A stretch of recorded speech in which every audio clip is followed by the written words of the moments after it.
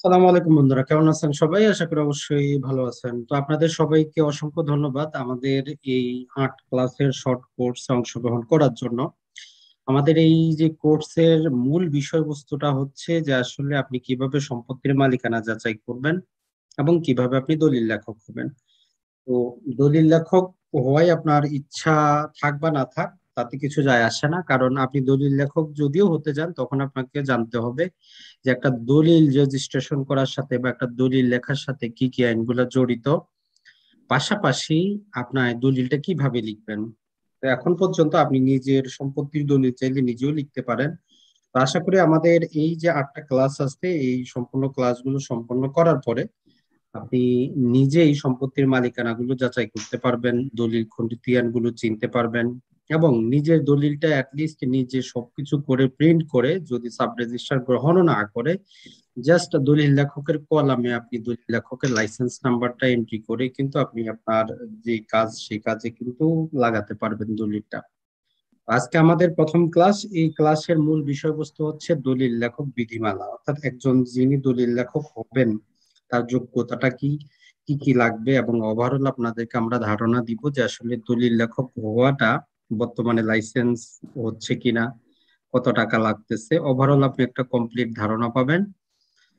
তো যারা এই জয়েন করছেন সবাইকে অসংখ্য ধন্যবাদ। তো তাহলে আমরা আমাদের মূল ক্লাসে চলে যাই। আর আমাদের অ্যাডভোকেট রোশন ভাই সম্ভবত জয়েন করছিলেন, তো ওনাকেও অসংখ্য ধন্যবাদ, যদিও উনি পরে আবার জয়েন করবেন। তো যাই হোক, যারাই জয়েন করছেন মাইক্রোফোনটার পারমিশন আমি অফ করে দেই তাহলে ভালো হবে। আর যাদের মাইক্রোফোন অন করা আছে অফ করলে ভালো হয়। Yes.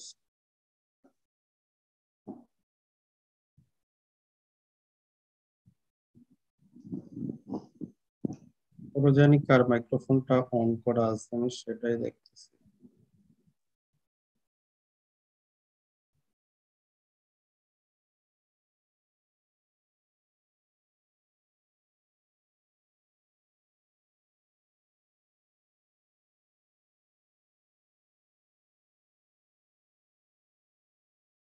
যাই হোক, আইনগতভাবে আমরা যদি দেখি একজন দলিল লেখক হওয়ার জন্য 2014 সালে সরকার কি করেছে, রেজিস্ট্রেশন আইনের 80 জি ধারা মোতাবেক একটা বিধিমালা জারি করেছে যে আসলে দলিল লেখক কিভাবে হতে হবে। তো বাংলাদেশে বাংলা এবং ইংরেজি যে ব্যবধান এবং জ্ঞানেরও ব্যবধান থাকে, বাংলাদেশে আপনি দেখবেন দলিল যদি আপনি ইংরেজিতে যদি লেখেন সেখানে খরচটা বেশি। এর কারণ যেটা সেটা হচ্ছে যে আসলে আমাদের ইংরেজির যে একটা ভয়, আর এই ভয়টা আমরা দেখতে পারি সরকারি গেজেটেও। জাস্ট এই সমস্ত গেজেটেও যখন ভুল থাকে তখন কিন্তু আমাদের করার কিছু কিছু থাকে না। জাস্ট একটা আমরা উদাহরণ দিব প্রথমেই, যে আসলে সরকারি গেজেট গুলাতে আপনি যদি দেখেন যে আসলে যিনি দলিল লেখক হতে হবে, ইংলিশে তারা বলতেছে যে এখানে আপনাকে মাধ্যমিক বা সেকেন্ডারি স্কুল সার্টিফিকেট, যাকে আমরা এসএসসি বলি, অ্যাটলিস্ট এসএসসি পাস হতে হবে, এটা হচ্ছে যোগ্যতা। ইংলিশে তারা 27শে অক্টোবর গেজেট করেছে। কিন্তু এইটারই জাস্ট আবার তারা ট্রান্সলেশন যখন করতে যাচ্ছে, বাংলাতে ট্রান্সলেশন করার ক্ষেত্রে যদি আপনারা দেখেন, মজার বিষয় হচ্ছে তারা সেটাকে মাধ্যমিকটাকে তারা উচ্চ মাধ্যমিক বলে ফেলেছে। তার মানে হচ্ছে একই জিনিসটাকে বাংলা থেকে ইংলিশে ট্রান্সলেশন করার ক্ষেত্রেও যদি সরকারি যারা কর্মকর্তা কর্মচারী তারাই যদি গেজেটে ভুল করেন, তো মানুষের ভুল তো হতেই পারে। তো এই জন্যই আমাদের কোর্সগুলো, যে আসলে একটা সরকারি গেজেটে থাকলেই আপনাকে কিভাবে আরো আনুষঙ্গিক ডকুমেন্টের মাধ্যমে সেটা সঠিক কিনা সেটা যাচাই করবেন, যাবতীয় কিছু আমরা আগে দেখবো। তো সরকারি গেজেটটা আমরা বাংলায় দেখি, যেহেতু এই কোর্সে যারা অংশগ্রহণ করেছেন এখানে বিভিন্ন ব্যাকগ্রাউন্ডের ব্যক্তি আছেন, তাই আমরা ইংলিশটা না দেখে বাংলাটাই দেখি। তো আমরা যদি দেখি যে এখানে বলা হচ্ছে রেজিস্ট্রেশন আইন বলে একটা আইন আছে, যে আইনের অধীনে আমাদেরকে কি করতে হয়, সম্পত্তিগুলো যে কোনো স্থাবর অস্থাবর যেগুলো আইনে বাধ্য করা আছে সেগুলোকে আমাদেরকে রেজিস্ট্রেশন করতে হয়। এই রেজিস্ট্রেশন করার জন্য একজন সহায়কের প্রয়োজন হয়। দলিলটা তো আপনি নিজে চাইলে এত কিছু বিবেচনা করে লিখতে পারবেন না, সরকারি ফরম্যাট আছে নানা প্রকার, সেখানে আনুষঙ্গিকতা আছে। তো এগুলো আপনাকে যেটা করতে হবে সেটা হচ্ছে যে এগুলো যাচাই বাছাই করে আপনাকে দলিলটা লিখতে হবে। তো এজন্য আপনাদেরকে আমরা যেটা বলি যে আপনি নিজে যখন জানবেন বুঝবেন যে আপনার যাবতীয় কিছু ঠিক আছে কিনা, তখন কিন্তু আরেকজন কি করতে পারবে না, আপনাকে ঠকাতে পারবে না, নানা প্রকার কিছু করতে পারবে না। তো এই জন্যই আমাদের এই কোর্সটা। তো আমরা জাস্ট আপনারা যদি একটু লেখালেখি যদি না করেন তাহলেই ভালো হয়। তো যাই হোক, একজন দলিল লেখক হওয়ার জন্য 2014 সালে যে বিধিমালাটা জারি করা হয়েছে, এখানে যে কথাটা বলা হচ্ছে এর সারমর্মটা যদি আমরা দেখি আরেক জায়গায়, যে আসলে এর সারমর্মটা কি।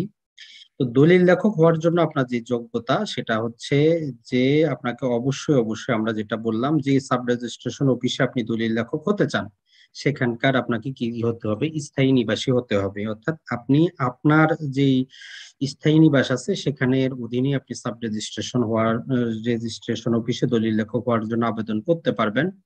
এবং আপনার বয়স অবশ্যই 21 বছরের বেশি হতে হবে, 21 বছরের কম হলে হবে না। যদিও আমরা জানি 18 বছরের ব্যক্তি সাবালক হয়, কিন্তু দলিল লেখক হতে হলে সর্বনিম্ন বয়স আপনার 21 হতে হবে। আর শিক্ষাগত যোগ্যতা আমরা বলেই দিলাম, এসএসসি পাস হলেই চলবে। এসএসসি সমপর্যায়ে যেগুলো আছে, কারিগরি শিক্ষা বোর্ড হোক অথবা সেটা হোক দাখিল মাদ্রাসা বিভাগে, তো সেটাও আপনার চলবে। অর্থাৎ যেটাকে আমরা এসএসসি লেভেলে মেনে নিই।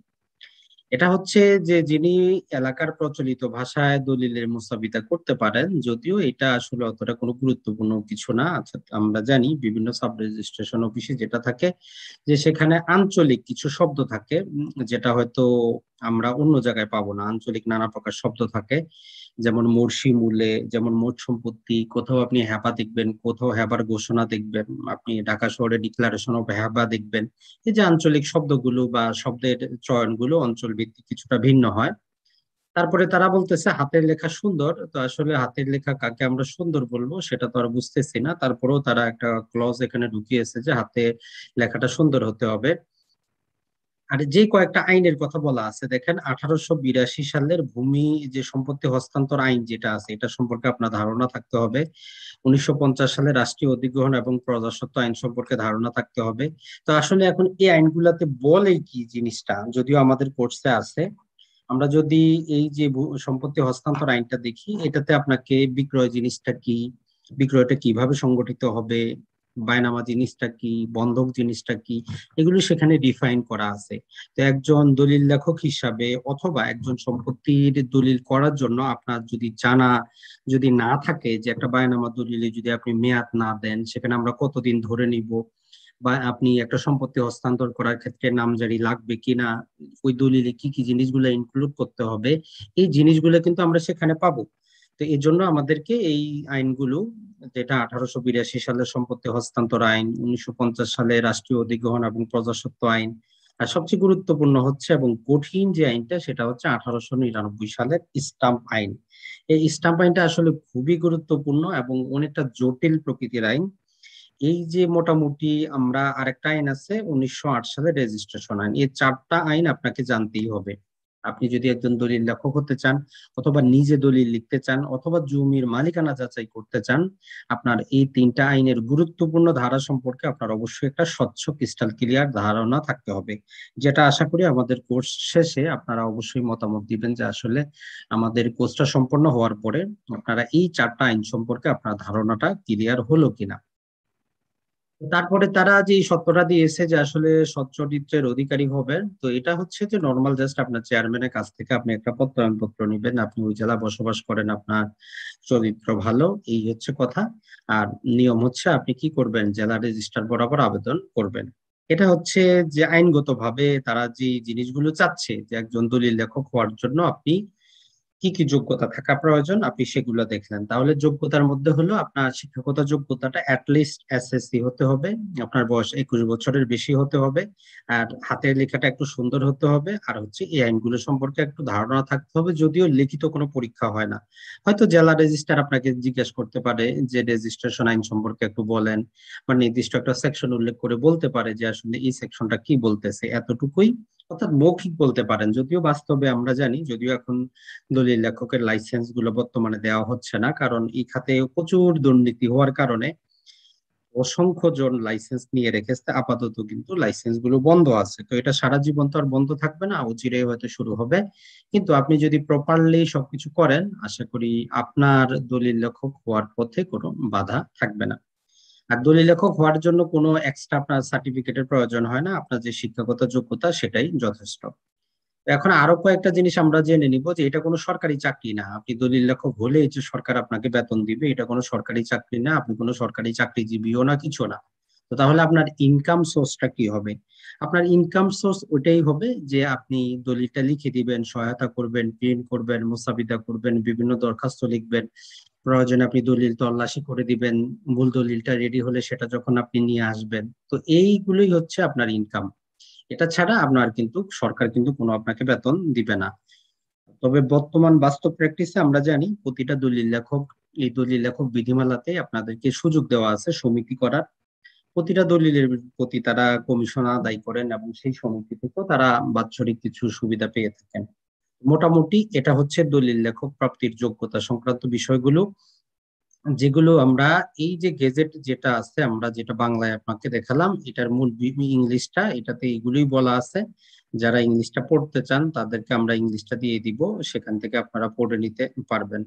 আর যেহেতু অধিকাংশই বিভিন্ন ব্যাকগ্রাউন্ডের আছেন, তো এই জন্য আমরা পাশাপাশি বাংলাটা থেকে আপনাদেরকে পড়ানোর চেষ্টা করি যাতে আপনাদের বুঝে আসে। তো এখন আপনি যদি দলিল লেখক হওয়ার জন্য আবেদন করেন, তো এখানে শর্ত হচ্ছে আপনাকে কি করতে হবে, নিজ হাতে লিখতে হবে। আপনি টোটাল বিষয়বস্তুটা চাইলে আপনি নিজ হাতে লিখতে পারেন, যেমন আপনি তারিখটা লিখবেন, কত তারিখে আপনি লিখতেছেন, আপনার নামটা লিখবেন, আপনার বাবার নামটা লিখবেন। এগুলো হচ্ছে যে তারা যেহেতু আপনার হাতের লেখা যাচাই করতে চায়, তো এই জন্যই বলা। আর আপনার স্থায়ী ঠিকানা দিয়ে দিবেন, যে স্থায়ী ঠিকানা, তারপরে আপনার বয়সটা দিবেন, পড়াশোনার যে কত পর্যন্ত করছেন সেটা, ভাষাগত যোগ্যতা এই জন্যই আপনি দিবেন যে অনেক ক্ষেত্রে আমরা জানি ইংলিশে দলিল টাইপ করতে হয়। আপনি যদি ঢাকা শহরে যে বর্তমানে 13টি সাব রেজিস্ট্রেশন অফিস আছে, ম্যাক্সিমাম যে কর্পোরেট দলিলগুলো ইংলিশে, আপনি যদি আসলে ইংলিশ না পারেন সেক্ষেত্রে কিন্তু সমস্যা। তো যাই হোক, এগুলো যেহেতু ফরম্যাট প্রস্তুত করা থাকে, আপনি ইংরেজি না বুঝলেও যদি 1-1.5 মাস আপনি একটু চর্চা করেন, কি জিনিসটা চেঞ্জ করতে হবে আপনি নিজেই বুঝতে পারবেন। আর এক্ষেত্রে তারা একটা জিনিস চায় যে আপনার কোনো পূর্ব অভিজ্ঞতা আছে কিনা। তো এই জন্য আমরা প্রথমেই বলি আপনি দলিল লেখক করতে চাইলে সে সাব রেজিস্ট্রেশন অফিসে যদি 1-2 মাস কারো আন্ডারে কাজ করেন সেটা আপনার জন্য ভালো হয়। তো যদি আপনি কাজ করে থাকেন, দলিল সেখানে বলে দিবেন যে আপনি 4 মাস, 3 মাস বা 1 মাস, না থাকলে নাই, তাতে কিছু যায় আসে না। আর আইনগত যে বিষয়গুলো আমরা বললাম এগুলো সম্পর্কে আপনার ধারণা যদি থাকে বলবেন আছে, অবশ্যই থাকতে হবে, না থাকলেও বলতে হবে যে আছে। আর আপনি কোন সাব রেজিস্ট্রেশন অফিসের অধীনে আপনি সাব দলিল লেখক হতে চান সেটা লিখতে হবে। আর আপনার যাবতীয় ঠিকানাটা দিয়ে দিতে হবে। এটা আপনি নিজে সাদা কাগজে লিখতে পারেন। আর যদি আপনারা অতটা কষ্ট করতে না চান, তাহলে আপনাদের জন্য এখানে একটা প্রিন্ট করা আছে, জাস্ট প্রস্তুত করা আছে, এটার মধ্যে জাস্ট আপনি আপনার নামটা লিখে দিয়ে দিবেন। এখানে আপনার নাম, পিতার নাম, গ্রাম সবকিছু লিখে জাস্ট এতটুকু করে আপনি দিয়ে দিবেন, তাহলেই যথেষ্ট।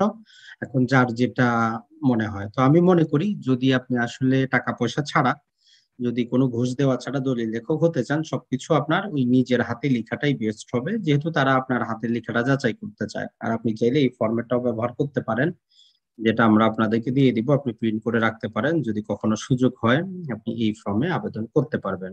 তো এটা ছিল আমাদের তাহলে দলিল লেখক হওয়ার যোগ্যতা এবং আবেদন যে আপনি করবেন তার আনুষঙ্গিক বিষয়বস্তু। এখন আমরা যদি আরো কিছু এখন দেখবো যে তাদের বিধিমালাতে কি বলা আছে, তো তার আগে একটু টাকা পয়সার খরচটা একটু দেখে নেই, কারণ সবাই তো আসলে আমরা জীবনে যে পেশায় থাকি টাকা পয়সাটাই মেইন।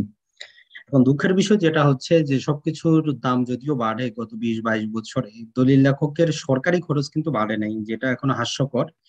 যেটা আসলে আমরা বলবো সময়ের সাথে এটা সামঞ্জস্যপূর্ণ না। তারপরেও যেহেতু আইনে এখন পর্যন্ত আছে, সেটাই আমরা আপনাদেরকে তুলে ধরতেছি। যদিও বাস্তবে আপনাকে এর চেয়ে ডবল খরচ দিতে হয় যে কোনো একটা দলিল রেজিস্ট্রেশন করার জন্য। তো সর্বশেষ 2002 সালে তারা কিছুটা সেখানে যেটি করেছে সেটা হচ্ছে যে চেঞ্জ করেছে। তো আর যারা বলবো যে আসলে আপনার যদি একান্তই টু দা রিলেটেড প্রশ্ন থাকে তবে হাত উঠাবেন, না হলে ক্লাস শেষে কিন্তু আপনারা সময় পাবেন আপনার প্রশ্ন করার জন্য। তো নর্মালি দলিলের যে পাতাগুলো আছে, এক পাতার মধ্যে 300 শব্দ ধরে নেওয়া হয় যে আপনি এক পাতাতে সর্বোচ্চ 300 শব্দ লিখবেন। এই এক পাতা মুসাবিদা করার জন্য আপনার 15 টাকা করে হিসাব হয়।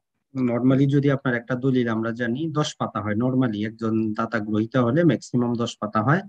তো সেই হিসাবে দেখেন আপনার 10 পাতার একটা দলিল মুসাবিদা। এখন মুসাবিদা মানে হচ্ছে কি যে আপনার সম্পত্তির মালিকানাটা কার কাছ থেকে আসলো, সিএস থেকে এস এ, এস এ থেকে আর এস কিভাবে আসলো সেটা উনি ধারাবাহিকতায় লিখবেন। আপনার আইডি কার্ড অনুযায়ী নামগুলো লিখবেন, যাবতীয় কিছু লিখবেন, এইগুলোকে বলা হচ্ছে মুসাবিদা।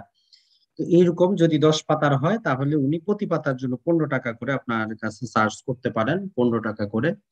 আর দ্বিতীয় আরেকটা ফি উনি আদায় করতে পারেন, বলা হচ্ছে যে মুসাবিদা হতে দলিল লিখন এবং সাব রেজিস্ট্রেশন অফিসের যাবতীয় কার্যকলাপে আপনাকে সহায়তা করার জন্য।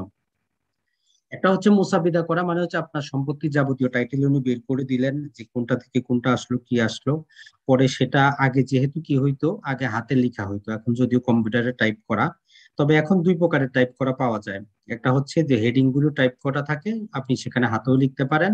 আর একটা হচ্ছে টোটাল বিষয়বস্তুটাকে কম্পিউটারে প্রিন্ট করা হয়, দুটাই গ্রহণযোগ্য। যদি আপনার কম্পিউটার সম্পর্কে জ্ঞান নাও থাকে, টেনশনে কিছুই নেই, আপনি ওই ফরম্যাটটা আপনি প্রিন্ট করে নিয়ে নিজে হাতেও লিখতে পারবেন।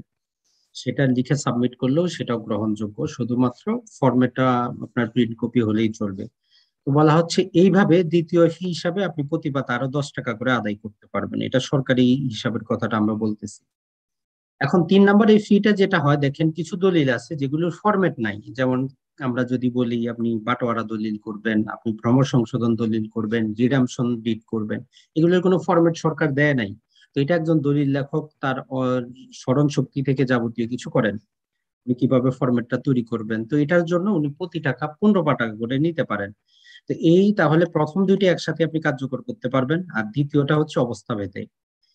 তারপরে যদি আমরা চলে আসি, সেটা হচ্ছে যখন আপনি একটা দলিল রেজিস্ট্রেশন করেন আপনাকে একটা রসিদ দেওয়া হয়, যেটাকে আমরা বলি 52 ধারা রসিদ। মানে রেজিস্ট্রেশন আইনের 52 ধারা মোতাবেক আপনি যে দলিলটা রেজিস্ট্রেশন করার জন্য দিলেন, সাব রেজিস্ট্রার গ্রহণ করছেন, পাইছেন, এই মর্মে আপনাকে একটা স্বীকারোক্তি দেয়, ওইটাই হচ্ছে 52 ধারা রসিদ। তো নর্মালি আমরা ওই রসিদটা যেটা হয় সেটা হচ্ছে যারা দলিল লেখেন তাদের কাছেই থেকে যায়। ওই রসিদটা যখন আপনি 6 মাস বা 2 বছর পরে দেখাবেন, তখন তারা মূল দলিলটা দেয়।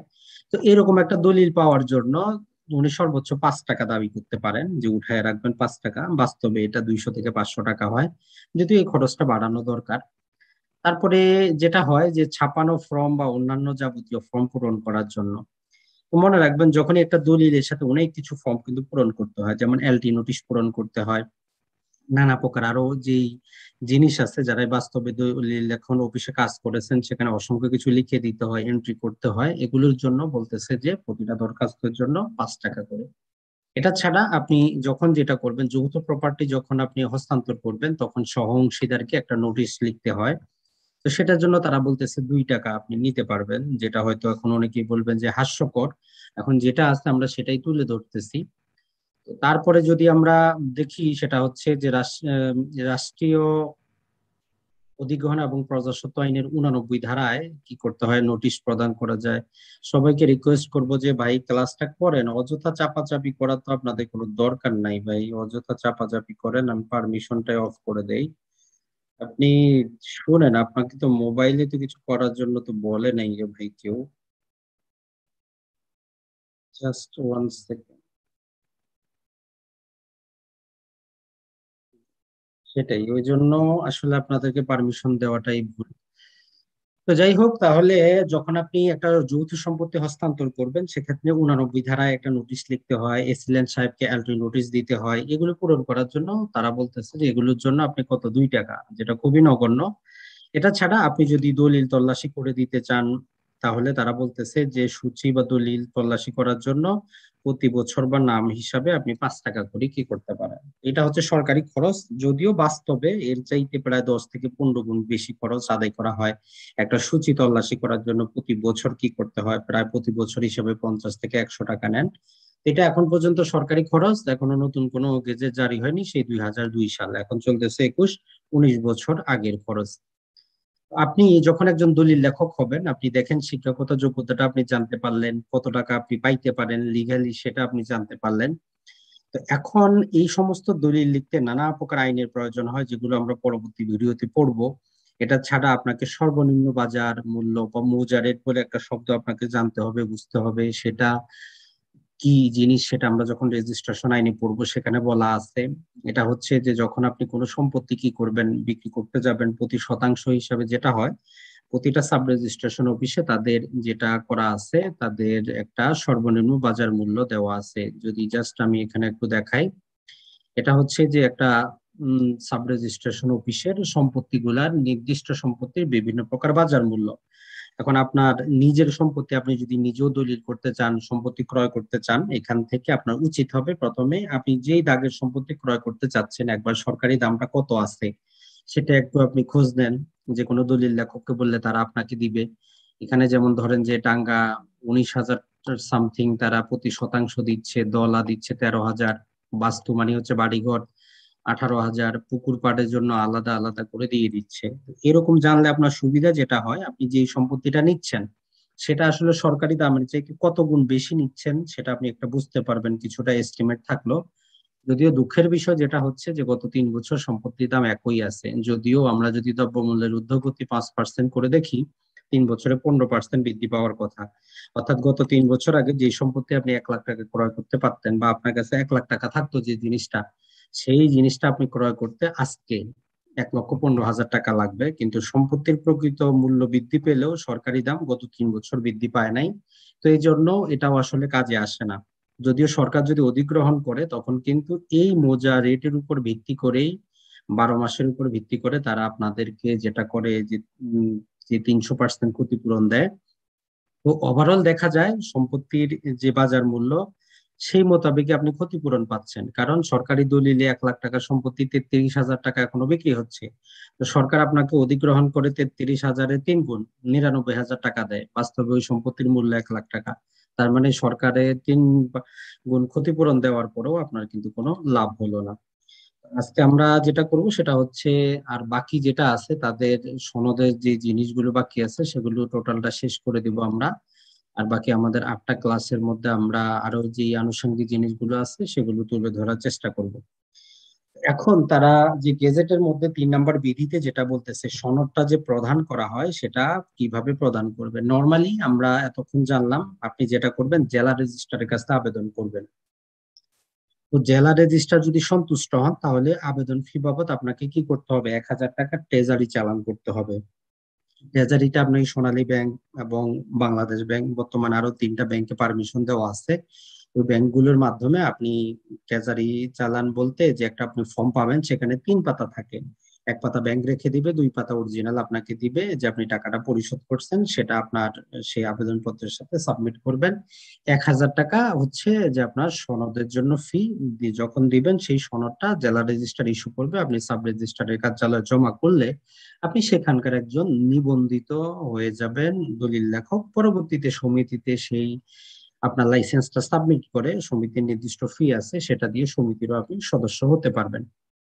আপনার যে সনদ এটা প্রতি বছর নবায়ন করতে হয়। আপনার সনদটা ডিসেম্বরের 31 তারিখ পর্যন্ত কার্যকর থাকে। দেখুন এখানে বলাই আছে যে বিতরণের 31 তারিখ পর্যন্ত, বছরের 31শে ডিসেম্বর পর্যন্ত বলবৎ থাকবে। তারপরে আপনার বিরুদ্ধে যদি কোনো অভিযোগ না থাকে, অর্থাৎ সাব রেজিস্ট্রারের সুপারিশকৃত এই মর্মে, তখন আপনার সেটা কি হয়, সেটা হতে পারে নবায়ন পরবর্তী বছরের জন্য। এক্ষেত্রে আইনের এখানে এই যে 65 বছর পর্যন্ত পূর্বে একটা নিয়ম ছিল, পরবর্তীতে গেজেট করে এই 65টাকে বাদ দেওয়া হয়েছে। অর্থাৎ আপনি সারা জীবন একবার যদি লাইসেন্স পান, আপনি যতদিন মারা না যাচ্ছেন আপনার লাইসেন্সটা আপনার থাকবে, আপনি দলিল লিখতে পারবেন। এটা সম্ভবত 2019 সালে একটা গেজেট করে এই পরিপত্রটা করা হয়েছে যে একজন দলিল লেখক কি করতে পারবেন, সারা জীবন উনি দলিল লিখতে পারবেন। পূর্বে 65 বছর ছিল, যেটা 2019 সালে আর একটা পরিপত্র জারি করা হয়েছে, যার পরিপত্রটা আমি দিয়ে দিব আপনাদেরকে। তো এই যে নবায়নের জন্য আপনাকে ফি দিতে হবে, প্রতি বছর নবায়ন করার জন্য আপনাকে যে ট্রেজারি চালানের মাধ্যমে ফিটা দিতে হবে, জাস্ট সামান্য ফি। এখানে তারা সম্ভবত 200 টাকা, একটু নিচের দিকে আমরা পাবো যে এখানে দেওয়াই আছে 250 টাকা। অর্থাৎ আপনি 1,000 টাকা হচ্ছে আপনার প্রথমে লাইসেন্স নেওয়ার ফি, পরবর্তী প্রতি বছর নবায়ন করার জন্য মাত্র 250 টাকা, পাশে সরকারি যে 15% ভ্যাট। এই প্রতিটা জিনিসের সাথে মনে রাখবেন, আমরা যে 1,000 টাকার কথা বললাম এর সাথে সরকারের 15% ভ্যাট কিন্তু যুক্ত হবে। তারপরে আমরা দেখি যে মূল সনদ যদি হারায় যায় এটা অতটা গুরুত্বপূর্ণ কিছুই না, আপনি 100 টাকা দিয়ে আবার তার প্রতিলিপি পেতে পারেন। যেমন ধরেন যে আপনার যদি নামজারি খতিয়ান হারিয়ে যায়, আপনি যেমন প্রতিলিপি উঠাইতে পারেন 100 টাকা দিয়ে, সেম একই রকম ভাবে যদি আপনার লাইসেন্সের মূল কপি হারায় যায় 100 টাকা জমা করে আপনি সেটা পেতে পারেন নতুন করে। তারপর হচ্ছে আপনি যেই দলিল লেখক ওই হিসাবে যে সাব রেজিস্ট্রেশন অফিসে কাজ করতেছেন, সেখানে আপনার কি থাকবে, সাব রেজিস্ট্রারের কাছে আপনাদের একটা লিস্ট থাকবে। প্রতিটা সাব রেজিস্ট্রারের আপনি দেখবেন টেবিলের মধ্যে লিস্ট থাকে। কারণ দলিলের মধ্যে যখন একটা দলিল লেখকের লাইসেন্স আসে, তখন সে উনি একটু দেখেন যে আসলে এই দলিল লেখক এখানে আছে কিনা, নবায়নকৃত কিনা। কারণ অনেকেই ক্ষমতার দাপটে যেটা হয়, নানা প্রকার অসদাচরণ করেন, তার লাইসেন্সটা নবায়ন হয় না, কিন্তু সেই লাইসেন্স দিয়ে সে দলিল লিখে। তো এই জন্য প্রতিটা সাব রেজিস্ট্রারের টেবিলে আপনারা দেখবেন যে তাদের লাইসেন্স নাম্বার গুলো দেওয়া থাকে। তবে এই ক্ষেত্রেও যে জালিয়াতি বলবো আমরা, 2 নম্বরই যেটা হয়, এই লাইসেন্স গুলো বিক্রি হয়। যেমন আপনি একজন দলিল লেখক কে লাইসেন্স নিচ্ছেন, আপনি অফিস করেন না, আপনি হয়তো অন্য কোনো ব্যক্তিকে সেই অফিসে বসায় রাখছেন। বসানোর পরে আপনার লাইসেন্সটা ব্যবহার করে সে দলিল লিখে আপনাকে প্রতি দলিল প্রতি কমিশন দেয়। অনেক সাব রেজিস্ট্রেশন অফিসে এরকমও আছে যে নিজে আসলে শুধু ক্ষমতার জোরে বিভিন্ন রাজনীতি কারণবশত লাইসেন্সটা নিয়ে রেখেছে। উনি নিজে দলিল আসলে কি সেটাও বুঝেন না, আরেকজন দিয়ে কাজ করান এবং উনি নির্দিষ্ট কমিশন পান, এটাও দেখা যায় অনেক জায়গায়। তবে আপনাদের যে একটা তালিকা সেখানে থাকবে। তো এই জন্য আপনি যখন নিজে একজন দলিল লেখকের দ্বারা দলিল করাবেন, তার লাইসেন্সটা আপনার চাওয়ার অধিকার আছে। তাকে বলতে পারবেন যে আপনার লাইসেন্সটা দেন, লাইসেন্সটা নবায়নকৃত কিনা সেটা আপনি দেখেন, কারণ টাকা পয়সা আপনি তাকে দিবেন। তো একজন জমির মালিক হিসাবে যখন আপনি একটা দলিল করবেন, এটি আপনি তার কাছে চাইবেন, অধিকার রাখেন। একান্তই সে না দিলে আপনি জাস্ট অফিস সহকারীকে বললে সে কিন্তু আপনাকে লিস্টটা দিবে যে এই সাব রেজিস্ট্রেশন অফিসে নবায়নকৃত এই বছরের জন্য কোন কোন দলিল লেখক আছেন, সেটা সেখান থেকে আপনি জেনে নিতে পারেন। অযথা যার লাইসেন্স নাই সেই লাইসেন্সের মাধ্যমে আপনি সাবমিট করলে যদি দলিলটা আটকে যায়, আপনার কিন্তু ভোগান্তি আপনার হবে, তাদের কিন্তু কিছুই হবে না। তো যাই হোক, তার পরবর্তীতে আমরা দেখি এখন একজন দলিল লেখকের কি অধিকার। তো এটা বলায় রাখে না যে আপনি যেহেতু লাইসেন্স পাইছেন, আপনি কি করতে পারবেন, সাব রেজিস্ট্রেশন অফিসের আন্ডারে সেখানে কোনো জায়গায় বসতে পারবেন, দলিল লিখতে পারবেন, যাবতীয় কিছু কাজ করতে পারবেন। আপনার পেশাগত অধিকারটা দিচ্ছে এই সনদের যে 7 নম্বর বিধিটা। তারপরে বলা হচ্ছে, যদিও এই বিধিমালা 8 নম্বরে বলা আছে যে আসলে এটা হচ্ছে যে একজন রেজিস্ট্রার কর্তৃক দলিল লেখকের সংখ্যা নির্ধারণ। একটা সাব রেজিস্ট্রেশন অফিসে কতটা দলিল লেখক থাকবে, সাব রেজিস্ট্রার চাইলেই কি অসংখ্য দলিল লেখক সেখানে উনি নিয়োগ দিতে পারেন কিনা। তো এখানে বলা হচ্ছে যে বছরে প্রতি 300 দলিলের জন্য একজন দলিল লেখক। এখন একটা সাব রেজিস্ট্রেশন অফিসে যদি বাৎসরিক আমরা যদি ধরি 10,000 দলিল রেজিস্ট্রেশন হয়, তারা বলতেছে 300 দিয়ে ভাগ দেন। এখন সর্বোচ্চ যদি এতজন হয়, যদি কম থাকে নিয়োগ দিতে পারবেন, তবে বাস্তবতা কিন্তু ভিন্ন। যদিও বিধিমালা বা আইনে অনেক কিছু লেখা থাকে, বাস্তবে একজন দলিল লেখকের লাইসেন্স দেওয়ার ক্ষমতা শুধুমাত্র জেলা রেজিস্ট্রারের। কিন্তু আমরা জানি যে বিভিন্ন প্রকার ক্ষমতার অপব্যবহার করে যে আইন মন্ত্রণালয় থেকে, নিবন্ধন অধিদপ্তর থেকে সরাসরি অসংখ্য লাইসেন্স ইস্যু করা হয়েছে। তো এই জন্য একটা গেজেটও জারি করা হয়েছে। তারা ব্যাকডেটে, যারা অবসরপ্রাপ্ত হয়ে গেছেন, তারা ব্যাকডেটে কি করেছেন, অসংখ্য লাইসেন্স এরকম বিক্রি করেছেন। তো এই জন্য পরবর্তীতে বিষয়টা জানাজানি হওয়ার পরে নিবন্ধন অধিদপ্তর থেকে বলা হয়েছে, যেমন আজকে 2021 সাল, তো একজন 2015 সালে উনি লাইসেন্স পাইছেন, ওই লাইসেন্সটা দেখায় আজকে উনি প্র্যাকটিস করতে আসতেছেন। এরকম যখন অসংখ্য ভুয়া এরকম বের হলো, তখন তারা বলতেছে যে না, এইরকম ব্যাকডেটের কোনো দলিল লেখককে কি করা যাবে না, এলাও করা যাবে না। কারণ আর গত 2 বছর, প্রায় 1-1.5 বছর, ওই জন্য আর কোনো দলিল লেখকের লাইসেন্স কিন্তু ইস্যু করা হচ্ছে না।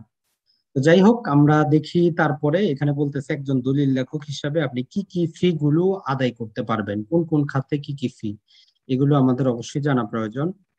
যেটা আমরা বললাম, দলিল মুসাবিদাকরণ মানে হচ্ছে দলিলটা ড্রাফট প্রস্তুত করা, যে জমির মালিক কে ছিল, কার কাছ থেকে কিভাবে আসলো, দলিল নাম্বার কত, খতিয়ান নাম্বার কত, একটা ড্রাফট তৈরি করার জন্য খরচ আদায় করতে পারেন। সেখান থেকে লিখনের জন্য খরচ আদায় করতে পারেন, সহযোগিতা করার জন্য আদায় করতে পারেন। আর যেটা বললাম, যে দলিলে কোনো ফরম্যাটই নাই, সরকার শুধু এখন পর্যন্ত 2 প্রকারের দলিলের ফরম্যাট জারি করেছে, একটা মনে রাখবেন, একটা হচ্ছে সেল ডিড, যেটা দিয়ে আমরা আরো 2 প্রকারের দলিল লিখতে পারি, হেবা দলিল এবং দান দলিল। আর একটা হচ্ছে পাওয়ার অফ অ্যাটর্নি দলিল। এই 2 প্রকারের দলিলেরই কিন্তু ফরম্যাট আছে, আর বাকি দলিলগুলো কিন্তু ফরম্যাট নাই। তো এগুলো কি করতে হয়, একজন দলিল লেখককে নিজের ইচ্ছা থেকে, নিজের স্মরণ শক্তি থেকে লিখতে হয়, অথবা যেই সাব রেজিস্ট্রেশন অফিসে যেই প্রকারের ফরম্যাট ব্যবহৃত হয় সেই হিসাবে কাজটা করতে হয়। তো তারপরে যদি আমরা দেখি, এই যে 52 ধারার অধীনে আমরা যেটা বললাম, 52 ধারার রসিদটা আপনি যদি তার কাছে থাকে, সে দলিলটা সংগ্রহ করার জন্য আপনার কাছ থেকে টাকা পয়সা নিতে পারে। ছাপানো ফর্ম, আবেদন লেখার জন্য নিতে পারে, সমন পূরণ করার জন্য, নোটিশ লেখার জন্য, সূচি বই, রেজিস্টার বই তল্লাশি করার জন্য, এগুলোর জন্য উনি আপনার কাছ থেকে টাকা আদায় করতে পারে। এখন কত আদায় করতে হবে? 2014 থেকে আজকে চলতেছে আমাদের 2021, প্রায় গত 7 বছরেও মন্ত্রণালয় কি করতে পারে নাই, নতুন করে এগুলো কিন্তু আর ওনারা আপডেট করে নাই। সেই যে 2000 সালে তারা করেছিল সেটাই আছে। যেমন আমরা যে খরচটা দেখাইলাম, এগুলো নতুন কোনো খরচ কিন্তু তারা এখনো জারি করায় না, যে একজন দলিল লেখক আসলে আজকে 20 বছরের বাস্তবতায় কত টাকা বেশি নিতে পারবেন। তো এই জন্য দলিল লেখকরা স্বাভাবিকভাবে আপনাদের কাছ থেকে বেশি নেন। তো যাই হোক, এখন যদি আমরা দেখি, তারপরে 10 নম্বর বিধি বলতেছে যে এই জিনিসটা কত টাকা খরচ হবে, কত কি হবে, এর গেজেটটা প্রতিটা সাব রেজিস্ট্রেশন অফিসের বাইরে যেখানে দেখা যাবে এরকম জায়গায় কি থাকবে, দৃষ্টিগোচর জায়গায় সেটা উল্লেখ করা থাকবে। কিছু কিছু সাব রেজিস্ট্রেশন অফিসে আমি দেখেছি সেখানে থাকে, তবে সেখানে যেভাবে থাকে আপনি কিন্তু বুঝবেন না। সেখানে ই ফি, এন ফি, ক, খ, গ এইভাবে দেওয়া থাকে। তো আপনি বুঝবেন কিভাবে যে আসলে কোনটার ফি কিভাবে আসছে? তো এই জন্য আপনাকে বেসিক কিছু টেকনিক জানতে হবে, যেটা হয়তো আমাদের এই ক্লাস শেষে আপনারা বুঝতে পারবেন। তার মানে আমরা বুঝতে পারলাম সরকার যে আসলে আইন তৈরি করে, আইনের মধ্যে কিন্তু তারা জনসাধারণের উপকারই চায়। যে একজন দলিল লেখক কত টাকা নিবেন সেটা এক, আপনি যখন সাব রেজিস্ট্রেশন অফিসের বাইরে যাবেন সেখানে চার্ট করা থাকবে, লেখা থাকবে, আপনি বুঝতে পারবেন। কিন্তু বাস্তবে ম্যাক্সিমাম 50% জায়গা তো আপনি পাবেনই না। তো যাই হোক, তারপরে 11 নম্বরটা খুবই গুরুত্বপূর্ণ, যেটা প্র্যাকটিসে আপনারা নিজেরাই নিয়ে আসতে পারেন যদি আপনি সম্পত্তির দলিল করেন। সেটা হচ্ছে একজন দলিল লেখক আপনার একটা দলিল মোসাবিদা বা লিখার জন্য যেই টাকাটা নিবেন, উনি আপনাকে একটা রসিদ দিতে উনি বাধ্য। আইনগতভাবে উনি আপনাকে একটা রসিদ দিবেন, এবং ওনার যে রেজিস্টার বালামে উনি লিখে রাখবেন যে কোন দলিল মূলে কোন মালিকের কাছ থেকে উনি কত টাকা নিলেন। তবে এটা আমরা দেখতে পাই না বাস্তবে। আপনি যদি বলেন যে রসিদ দেন, আসলে তারা দিবে না, কারণ সরকারি খরচ মোতাবেক একটা দলিল লেখার জন্য 500 টাকাও হয় না। যদিও আমরা কম্পিউটার টাইপিং এর খরচটা আলাদা ধরি, সেটা পৃথক একটা ধরি, জাস্ট 500 টাকাও হয় না। তো বাস্তবে তারা প্রতিটা দলিলের জন্য 3,000, 4,000, 5,000, 6,000, এমনকি অবস্থা ভেদে নানা প্রকার কারণবশত 20,000 টাকা পর্যন্ত আদায় করে নেয়। তো 11 নম্বর বিধি বলতেছে অবশ্যই আপনাকে একটা রসিদ সে দিতে বাধ্য। তো আপনি যখন জানবেন তখন কিন্তু আপনি তাকে বলতে পারবেন যে 10,000 টাকা লাগবে, ঠিক আছে, আপনি আপনাকে আপনার পেডে রসিদে দিবেন যে আমার এই দলিল করার জন্য আপনি 10,000 টাকা নিছেন। এইভাবে আপনি লিখিত দিবেন, কোনো দলিল লেখক আপনাকে কিন্তু দিবে না। আপনি যদি নিতে পারেন পরবর্তীতে আপনি কিন্তু তার লাইসেন্সটা খাইতে পারবেন। খাইতে পারবেন বলতে আপনি তার বিরুদ্ধে জেলা রেজিস্ট্রারের কাছ থেকে আবেদন করলে তার লাইসেন্সটা কিন্তু নবায়ন হবে না। আর নবায়ন হলেও আপনার কাছ থেকে যে 10,000 নিছে তার চাইতে 3 গুণ বেশি তাকে কিন্তু বিভিন্ন জায়গায় খরচ করে নবায়ন করতে হবে। তো যাক, তারপরে আসি আমরা, যেটা বলতেছে যে 12 নম্বরে আপনার লাইসেন্সটা বাতিল কি কারণে হতে পারে। বলা হচ্ছে যে এই যে রেজিস্ট্রেশন আইনের মধ্যে বিভিন্ন প্রকার বিষয় বলা আছে, এই বিধিমালায় বিভিন্ন প্রকার জিনিস বলা আছে যে একজন দলিল লেখক কি করতে পারবেন কি করতে পারবেন না। তো আপনি যদি অসৎ আচরণ করেন, তাহলে যেমন আপনি একজনের দলিল লিখলেন, তাকে আপনি রসিদ দিলেন না, এটা একটা অসৎ আচরণ। এর বিরুদ্ধে কেউ যদি অভিযোগ করে জেলা রেজিস্ট্রারের কাছে, দেখেন এই যে জেলা রেজিস্ট্রারের কাছে যদি অভিযোগ করে, উনি আইনগত ব্যবস্থা নিতে পারে, আপনার এই যেই লাইসেন্স উনি ইস্যু করছেন সেটা উনি বাতিল করতে পারেন।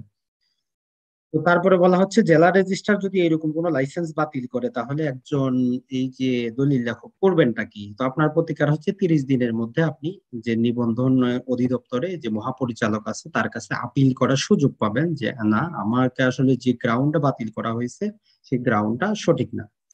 তারপর বলা হচ্ছে যে আপনাকে অবশ্যই, আপনি দলিল লেখক হইলে আপনার নিজস্ব কিছু কি থাকবে, আপনার রেজিস্টার্ড বুক থাকবে, যেখানে আপনি আজকে থেকে যেদিন থেকে লাইসেন্স পাইছেন কতটা দলিল লিখছেন, কত টাকা আদায় করছেন, এই সংক্রান্ত প্রেসক্রাইব ফর্মে আপনার কি থাকবে, রেজিস্টার্ড থাকবে। যদিও বাস্তবে তার প্রয়োগটা কিন্তু খুবই কম। এখন আসি আমরা 14 নম্বরে, তারা বলতেছে সনদবিহীন দলিল লেখকগণ টাউট বলে গণ্য হইবেন।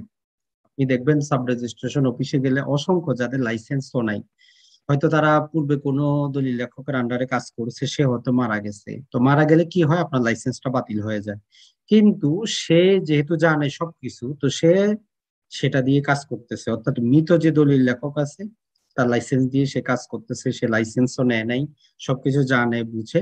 তো এইভাবে সে কাজ করতেছে। যদি বলতেছে এইরকম ভাবে কেউ যদি কোনো প্রকার লাইসেন্স ছাড়া সাব রেজিস্ট্রেশন অফিসের আন্ডারে কি করে, সে যদি অন্য কারো দলিল লিখে দেয়, নিজেকে দলিল লেখক হিসাবে যদি প্রচার করে, তাকে টাউট বলে গণ্য হবে। এই টাউটের জন্য একটা আইন আছে, যে সে আইনের অধীনে তাকে কি করা যাবে, গ্রেপ্তার করা যাবে, গ্রেপ্তার করে তাকে কি করতে হবে, শাস্তিরও ব্যবস্থা আছে। তো এরকম যদি টাউট পাওয়া যায়, টাউটদের একটা তালিকা তৈরি করে সেটাও বাইরে প্রকাশ করার বিধিমালাতে নির্দেশনা দেওয়া আছে। তো সর্বশেষ তারা বলতেছে যে এই বিধিমালা তারা জারি করে 1973 সালে তারা আর একটা বিধিমালা রেখেছিল, সেটাকে বাতিল করলো। সেখানে দলিল লেখা সংক্রান্ত সামান্য কিছু বেসিক নিয়ম কানুন ছিল। তো তারা 1973 সালের যে রুলটা ছিল সেটাকে বাতিল করে এই 14 সালেরটা জারি করলো। এটাই হচ্ছে মোটামুটি, দেখেন, একজন দলিল লেখক হওয়ার জন্য সরকার আইনগতভাবে যে জিনিসটা বলছে। বাস্তবে হয়তো আপনি অনেক জিনিস ভিন্ন পাবেন, কিন্তু আমাদের কাজ হচ্ছে আইন কি বলতেছে আপনি সেটা বুঝবেন। এখন যারা দলিল লেখক হতে চান তারা বুঝতে পারলেন, আর যারা নিজের সম্পত্তি আপনি কি করবেন, আপনি দলিল করবেন, লিস্ট আপনি তার কাছ থেকে কি করতে পারবেন, যত টাকা দিচ্ছেন তার রসিদটা আপনি তার কাছে চাইতে পারবেন, তার সনদটা নবায়নকৃত কিনা সেটা দেখতে চাইতে পারবেন। এমনকি আপনি নিজের দলিলটা, যদিও এখানে বলা নাই, আপনি নিজের দলিলটা নিজে প্রস্তুত করে সাবমিট করতে পারবেন। তবে এখানে বড় বাধা যেটা, সেটা হচ্ছে দলিল লেখক সমিতি।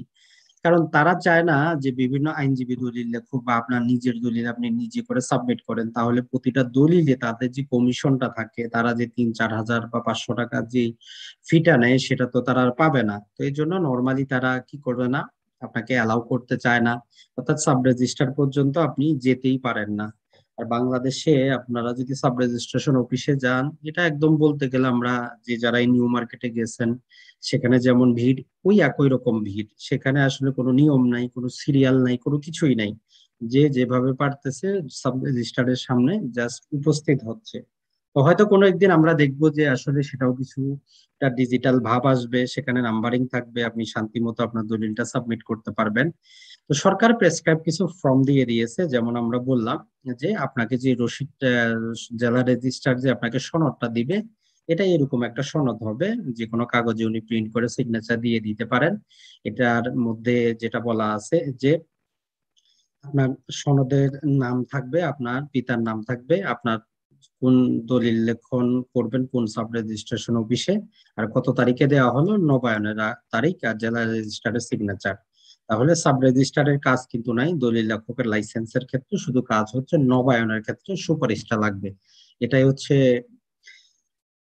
যে লাইসেন্সের ফর্ম, এইরকম ফর্মেতে পাবেন। তো নিচের দিকে একটা গুরুত্বপূর্ণ জিনিস আমরা যেটা বললাম, এই সনদ হস্তান্তরযোগ্য না, যে কোনো লাইসেন্সই কিন্তু হস্তান্তরযোগ্য না। একটা কথা মনে রাখবেন, আমরা যে কোনো হোটেলে যখন 1 দিন 2 দিন 3 দিনের জন্য যখন আমরা ভাড়া থাকি, ভাড়া দেই, এটা আসলে ভাড়া না, এটা আমরা ট্যারিফ পেমেন্ট করি।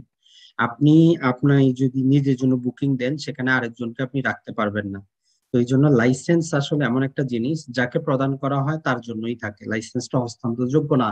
এই জন্য এটাই বলতেছে যে আসলে এই সনদটা হস্তান্তরযোগ্য না, যে বাবা মারা গেলে তার ছেলে দলিল লেখক হবে, এর সুযোগ নাই।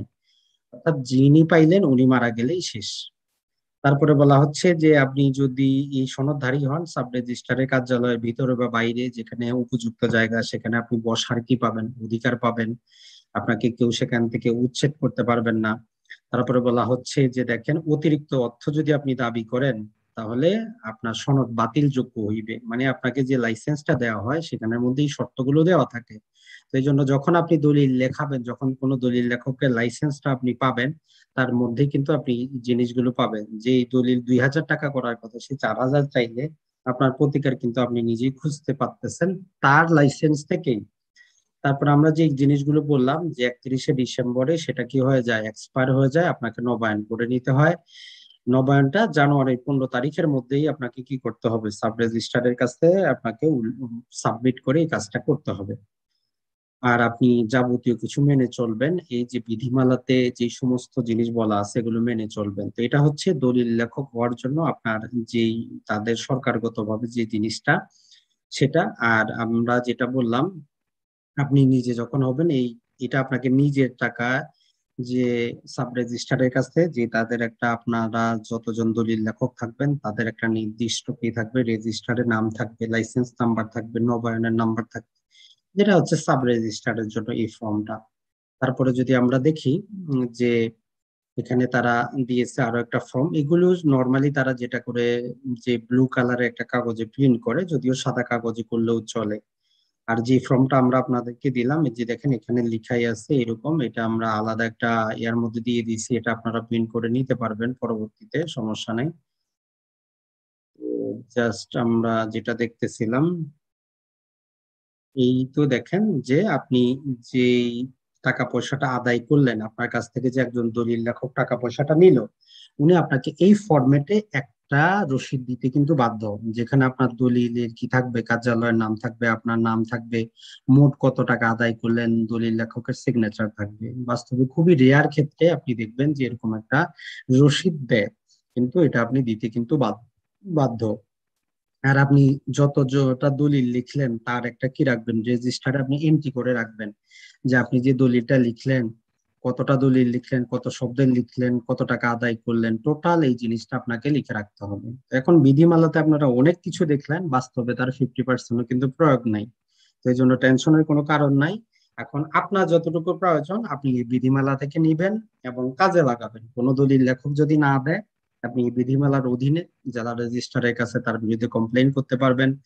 এটা ছাড়া, অর্থাৎ আইনটাকে আমরা এমন ভাবে, একটা আইন এমন একটা জিনিস, সেটা হচ্ছে আইন আসলে কারো পক্ষে কারো বিপক্ষে না, আইন সবার জন্য। দেখেন একটা মামলা যখন হয়, একই জিনিস নিয়ে বাদীরও আইনজীবী থাকে, বিবাদীরও আইনজীবী থাকে, বাদীর আইনজীবীও একই আইন পড়ে, বিবাদীর আইনজীবীও একই আইন পড়ে, যে তার মক্কেলকে যতটুকু পারে সুবিধা দেয়, এটাই হচ্ছে আইনজীবীর কাজ, আর অন্য কিছু কিন্তু না। আর বিচারকের দায়িত্ব হচ্ছে যে আসলে উনি উভয় পক্ষটা শুনে যারটা বেশি আইনগত মনে হবে, আইনের নিকটবর্তী মনে হবে, ওই জিনিসটা উনি দিবে। আইনের মধ্যে যে শব্দগুলো লেখা থাকে বা বিধিমালা যেগুলো লেখা থাকে, এগুলো আসলে কোনো ক্রিস্টাল ক্লিয়ার না। প্রতিটা জিনিসের বিরুদ্ধে আপিল হয়। আপনি হয়তো একটা জিনিস লেখা থাকে, এর বিরুদ্ধে অন্য কিছু লেখা থাকতে পারে। তবে এই বিধিমালার একটা দুর্বলতা আমরা যেটা বলবো, যেটা কাজী হওয়ার ক্ষেত্রেও, আসলে একজন মহিলা দলিল লেখক হতে পারবে কিনা এটা কিন্তু কিছুই বলা নাই। যদিও আমরা জেনারেল ক্লজ অ্যাক্ট যদি দেখি, সেই মোতাবেক অবশ্যই একজন যে মহিলা আছেন তারা দলিল লেখক হতে পারবেন, কোনো বাধা নাই। কারণ জেনারেল ক্লজ অ্যাক্ট বলে একটা আইনে বলতেছে যে ছেলে, অর্থাৎ হি ইনক্লুড শি, অর্থাৎ আমরা বাস্তব জীবনে অনেক শব্দ ব্যবহার করব। যেমন যদি একসাথে যদি চারজন কি কি করা হয়, 4 বছরের দণ্ড দেওয়া হয়, সেখানে যদি দুইজন পুরুষ দুইজন স্ত্রী থাকে, তো ইংরেজি শব্দ চয়নে সে কিন্তু বলবে না যে দুইজন পুরুষকে এবং দুইজন মহিলাকে শাস্তি দেওয়া হইলো। তো তাদের সবাইকে, অর্থাৎ এই যে এক বচন বহু বচনকে ইনক্লুড করে, পুরুষ স্ত্রীকে ইনক্লুড করে, এগুলো আলাদা একটা আইন করে বলে দেওয়া আছে। তো সে আইন মোতাবেক বলা যায় যে না, একজন মহিলাও দলিল লেখক হতে কোনো কিন্তু বাধা নাই, অন্তত এই বিধিমালা মোতাবেক। এতটুকুই ছিল। তারপরেও যদি কোনো সাব রেজিস্ট্রার বা কোনো জেলা রেজিস্ট্রার অস্বীকার করে, আপনি আদালতে যাইতে পারেন, প্রতিকার চাইতে পারেন। তো যাক, আমরা মোটামুটি অনেক কিছু দেখলাম। এখন আমরা দেখি আর কয়েকটা জিনিস, যেটা আমরা বললাম সেটা হচ্ছে যে গেজেট, যেটা সরকার 94 সালে জারি করেছিল। আসলে গেজেট গুলো কিন্তু আপনারা এত সহজে বুঝবেন না, মনে রাখবেন সরকারি যে কোনো গেজেট বুঝতে হলে আপনাকে মূল গেজেটটা কত সালের সেটা প্রথমে বুঝতে হবে। কারণ এই গেজেট গুলোতে জাস্ট কি বলে যে পূর্বের গেজেটে যেটা ছিল সেখানে এই এই শব্দগুলো প্রতিস্থাপিত হবে। এখন আপনি যদি নাই জানেন আসলে অরিজিনাল গেজেটে কি আছে, আপনি কি প্রতিস্থাপন করবেন? তো এই জন্য যে কোনো সরকারি প্রজ্ঞাপন, সেটা যে কোনো বিষয়ে হোক, বুঝতে হলে আপনাকে আগে জানতে হবে যে এটার মূল প্রজ্ঞাপনটা কবে জারি হয়েছে। যেমন আমরা দলিল লেখক বিধিমালাতে যখন কোনো সংশোধনী আনা হয়, তখন বলা হয় যে 2014 সালের বিধিমালার এত নম্বরটা এই শব্দগুলোর পরিবর্তে এই শব্দগুলো প্রতিস্থাপিত হবে। তো আপনি প্রথমে 2014 সালেরটা যখন দেখবেন তারপরে বুঝে আসবে। তো এই জন্য খরচের হিসাব এখানে যেটা বলা হয়েছে এটা আপনারা বুঝবেনই না। কারণ হচ্ছে যে 1973 সালে জারি করা হয়েছিল, তারপরে বলা হচ্ছে যে বন্ধনীগুলো প্রতিস্থাপিত হবে। এগুলো, এটা যেহেতু এটার পরবর্তীতে আরো একটা আছে 2002 সালে, তো এটাও অতটা কাজের না। আর এটা ছাড়া প্রতি জায়গায় আপনারা দেখবেন এগুলো পরিবর্তিত হয়, সরকারি যে ফি গুলো এগুলো আগের মতো থাকে না। আমরা যে 2 টাকা 2 টাকার কথা বললাম, দেখেন এখানে ওই 2 টাকা 2 টাকা করেই বলা আছে যে নোটিশ গুলো লেখার জন্য আপনি 2 টাকা পাবেন, পাতার জন্য 15 টাকা করে নিতে পারবেন। আপনি স্মরণ শক্তি থেকে লিখলে এই যে 300 শব্দের জন্য 10 টাকা করে নিতে পারবেন। আগের গেজেট গুলো হইতো ইংরেজিতে, তবে বর্তমানে গেজেট গুলো বাংলায় হয় এবং ইংরেজিতে হয়, দুটোতে হয়, তাই আপনাদের সমস্যা হবে না যারা ইংরেজি কম বুঝেন। আপনি যে কোনো গেজেট যদি ইংরেজিতে থাকে আপনি আর একটু তল্লাশি দিলেই আপনি সেটার বাংলাও পাবেন। যেমন এই যে গেজেটটা আপনারা বাংলায় দেখতে পাচ্ছেন, এটারও আপনারা ইংরেজিতে পাচ্ছেন। এর জন্য টেনশনের কিছুই নেই, বাংলাও পাবেন ইংরেজিতেও পাবেন। তবে বর্তমানে 1984 সালের পরে একটা কথা মনে রাখবেন, নর্মালি যে কোনো আইন যদি বাংলায় প্রস্তুত হয় এবং ইংলিশে যদি তার ট্রান্সলেশন করা হয়, তাহলে যেটা হয় সেটা হচ্ছে যে বাংলাতে যেটা লেখা আছে সেটাই প্রাধান্য পাবে। তবে সেটা যদি আমরা এই বিধিমালায় প্রয়োগ করি আমরা ঠকে যাব, কারণ বাংলায় বলা হচ্ছে উচ্চ মাধ্যমিক আর ইংরেজিতে বলা হচ্ছে শুধু মাধ্যমিক। তো যাই হোক, সর্বশেষ সঠিক তথ্য হচ্ছে আপনি মাধ্যমিক পাস হইলেই চলবে, অর্থাৎ এসএসসি পাস হইলে দলিল লেখক হওয়ার জন্য আবেদন করতে পারবেন। এখন আসি যারা স্টাম্প ভেন্ডার হবেন, অনেকেই যেটা হয় যে আসলে স্টাম্প ভেন্ডার এবং দলিল লেখক একসাথে হতে চান, বা অনেকেরই লাইসেন্স এরকম আছে। তো সরকার নিবন্ধন অধিদপ্তর 1984 সালে, দেখেন 28/11/1994 সালেই বলে দিয়েছে যে না, একসাথে একই ব্যক্তি দলিল লেখক এবং স্টাম্প ভেন্ডর লাইসেন্স থাকা সমীচীন নয়, হতে পারবে না। তো অনেকেই তারপরও গোপনে আছে তাদের, অথবা তারা ভাইয়ের নামে ওয়াইফের নামে নিয়ে রেখেছেন। তো আইন অনুযায়ী আপনি দলিল লেখক হলে দলিল লেখকই হবেন, স্টাম্প ভেন্ডার হতে পারবেন না। এখন অনেকেই বলবেন যে ভাই স্টাম্প ভেন্ডার হওয়ার জন্য কি করব। তো সেটাও জাস্ট সম্ভবত আমার এই হ্যান্ড নোটে ছিল, জাস্ট আমরা যদি একটু আপনাদেরকে দিয়ে জানিয়ে দিব, না হলে আগামী ক্লাসে দিয়ে দিব যে আসলে আপনি স্টাম্প ভেন্ডার কিভাবে হবেন। মোটামুটি আমাদের এই জিনিসটাই ছিল আজকের ক্লাসে। আর আমাদের বাকি আরো, আমরা টোটাল 8টা ক্লাস থাকলেও আজকের ক্লাসটা বাদ দিয়ে আমাদের 8টা ক্লাস হবে সেখানে। আর সেখানে এই যে দলিল লেখন, এগুলো আসলে একদিনে সম্ভব না, কারণ আমরা যেটাই বললাম যে সরকার শুধু 2 প্রকারের ফরম্যাট দিয়েছে। তো যেগুলো সরকারের প্রেসক্রাইব ফর্ম আছে সেগুলো না হয় আমরা একটা ক্লাস থেকে কমপ্লিট করতে পারবো, কিন্তু যেগুলো প্রেসক্রাইব ফর্ম দেওয়া নাই সেগুলোর জন্য আসলে পৃথক একটা ক্লাসের প্রয়োজন। এটা ছাড়া যেই বিভিন্ন দোকান ভাড়া বলেন, এটা ছাড়া বিভিন্ন যে বাড়িগুলো রেন্ট আউট করা হয় তার দলিলের ফরম্যাট, ইংলিশে দলিল লেখার ফরম্যাট, তো এগুলোর জন্য একটা ক্লাসের প্রয়োজন। তো টোটাল তাহলে আপনারা 9টা ক্লাস পাবেন। তো আমরা আরো একটা ক্লাস ইনক্লুড করে টোটাল 9টা ক্লাস নিচ্ছি। আর আমাদের এই ক্লাসগুলো রেকর্ড করা থাকবে, যারাই বারবার বলেন এটা রেকর্ড করা আছে, আপনি চাইলে পরবর্তীতে যতবার খুশি দেখতে পারবেন। যে পিডিএফ গুলো আমরা দেখাইলাম এগুলো আমরা আপনাদের দিয়ে দিব। আর যারাই আপনারা চান যে আপনি ইমেলে পেতে চান, যে আপনার মেইলে প্রয়োজন, তো অবশ্যই দয়া করে গ্রুপে তাহলে আপনার মেইল অ্যাড্রেসটা দিয়ে দিবেন, তাহলে আপনাদের মেইলে আমরা সেটা পাঠাতে পারবো। আর যারা হোয়াটসঅ্যাপ থেকে ডাউনলোড করতে পারেন তাদের তো কোনো সমস্যা নেই, আপনারা হোয়াটসঅ্যাপে ডাউনলোড করে সেখান থেকে নিতে পারবেন।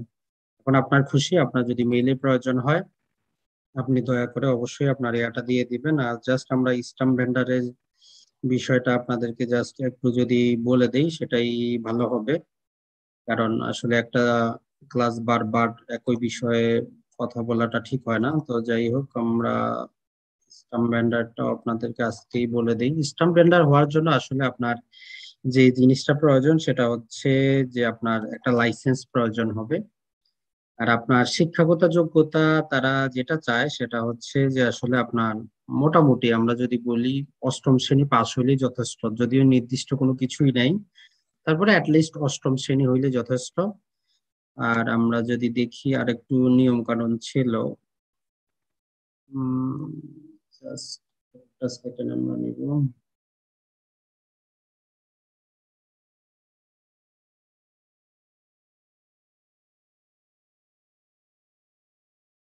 তো যাই হোক, সেটা আমরা দেখাবো। তো আজকের ক্লাসটা আমরা এই পর্যন্তই রাখবো, আপনাদের যদি কোনো প্রশ্ন থাকে করতে পারেন, এর মধ্যেই আমি ওটা দেখানোর চেষ্টা করব। তবে প্রশ্ন করার জন্য যেটা বললাম আপনারা হাত উত্তোলন করতে পারেন, আমরা 1 বাই 1 সবার নেওয়ার চেষ্টা করব। আর এরই মধ্যে আমি দেখি যে আসলে সেই এটা পাচ্ছি কিনা, যদিও আমার এখানে থাকার কথা।